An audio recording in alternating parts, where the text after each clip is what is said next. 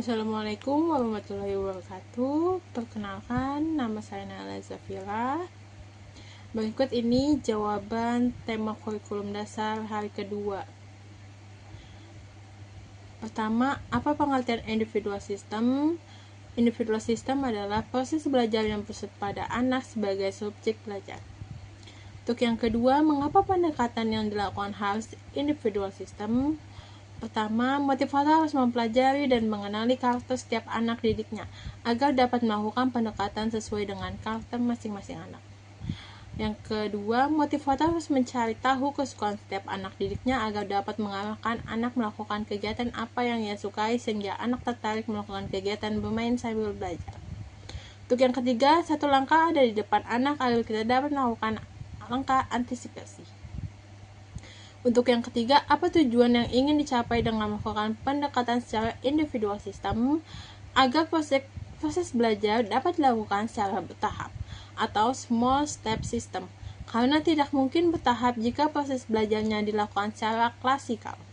Nomor 4, dibimbang murid dan guru memiliki peran masing-masing. Sebutkan apa peran guru dan peran murid. Peran guru 1, fasilitator minat belajar. Yang kedua, pencipta suasana belajar yang menyenangkan atau fun learning. Yang ketiga, mengajar sesuai dengan tingkat kemampuan anak atau small step system. Untuk peran siswa, yang pertama sebagai subjek utama yang aktif dalam belajar. Yang kedua, berpartisipasi sesuai dengan minat dan kemampuan. Untuk yang ketiga, menunjukkan rasa ingin tahu dan antusiasme. Nomor 5, apa perbedaan antara metode individual system dengan classical system? Untuk yang pertama, metode individual system lebih mengutamakan kebutuhan dan perkembangan setiap anak secara personal, sehingga proses belajar menjadi lebih menyenangkan dan efektif. Yang kedua, sedangkan metode classical system bersifat seragam dan cocok untuk pengelolaan kelas besar, tapi kurang memberi perhatian pada perbedaan kemampuan individual siswa. Nomor 6, bagaimana cara yang dilakukan motivator agar dapat melakukan pendekatan secara individual system? Yang pertama, mengenal karakter dan kebutuhan masing-masing individu. Yang kedua, membangun hubungan yang dekat dan percaya. Yang ketiga, memberikan materi secara bertahap, small step.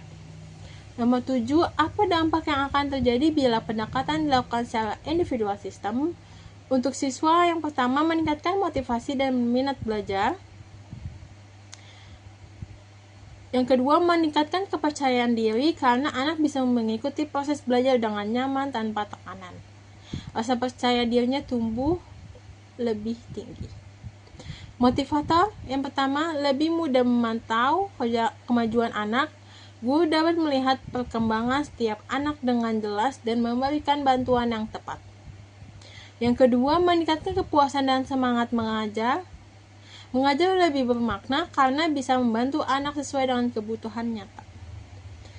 Nomor 8, apa dampak yang akan terjadi bila pendekatan dilakukan secara classical system?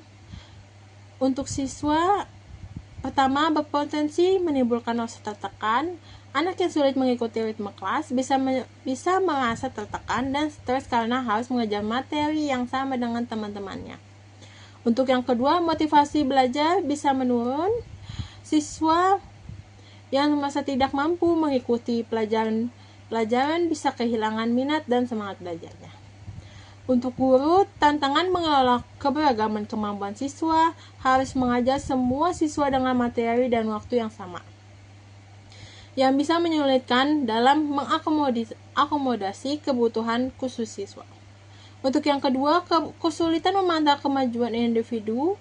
Sulit bagi untuk guru untuk memberikan perhatian dan evaluasi personal secara mendalam kepada siswa.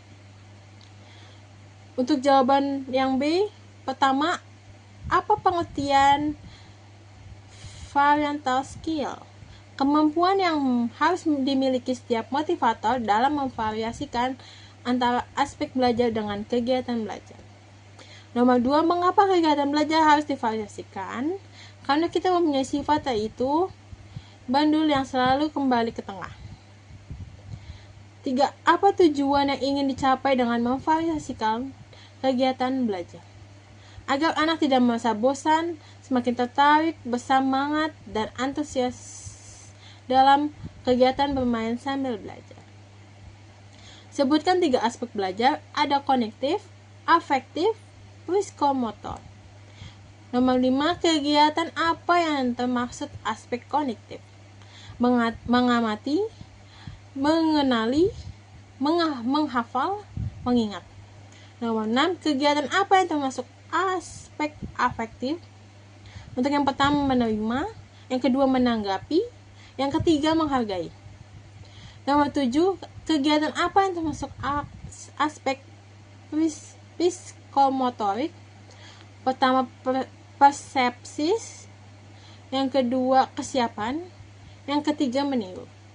Bagaimana cara motivator memvariasikan kegiatan belajar dengan aspek belajar? Dengan menggabungkan aktivitas yang merangsang pikiran, perasaan, dan tindakan secara seimbang dan menyenangkan. Yang ketiga C. Pertama, 1. Apa yang dimaksud dengan hukum akibat? Jika prosesnya menyenangkan, maka akan diulang, begitu juga sebaliknya. Jika prosesnya tidak menyenangkan, maka tidak akan diulang atau bahkan ditinggalkan. Nomor 2, apa yang dimaksud dengan hukum latihan? Semakin diulang atau semakin dilatih, maka hukumnya akan semakin mampu. Sebaliknya, hubungan atau koneksi antara stimulus dan respon